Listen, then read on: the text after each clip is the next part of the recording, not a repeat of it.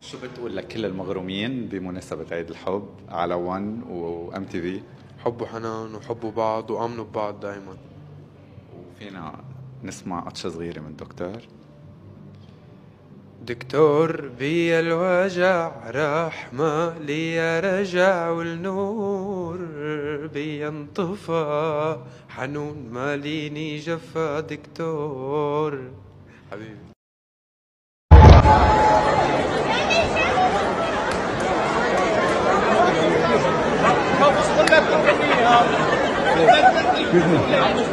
في ناخذ صورة سامي أبسي زدها برا زدها برا.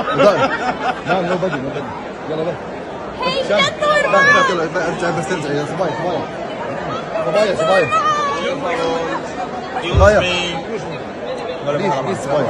Use me. Oh my gosh. Cuando terminen, nosotros nos paramos aquí en el centro, porque no se puede ni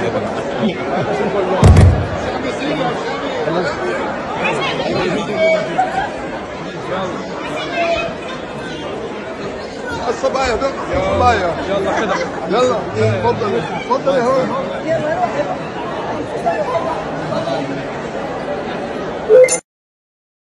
اليوم إذا بنت طموحها تتقرب من الشامي، شو المواصفات البنت يلي الشامي بحب إنه يكمل حياته معها؟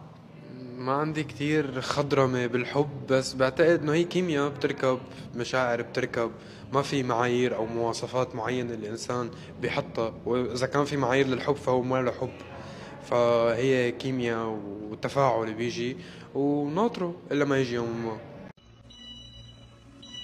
سامي وداليدا مع بعضكم؟ لا الخفيف.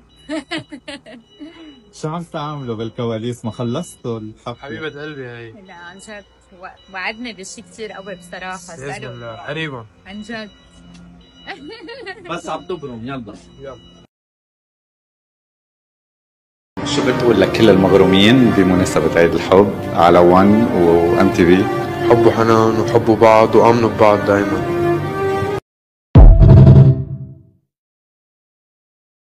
أكيد بمقابلات سابقة إنه عم بدك تغير أسلوب أغنياتك لتكون أكثر رومانسية، هل هيدا الشيء بعد وارد وشو المخطط للأعمال المقبلة؟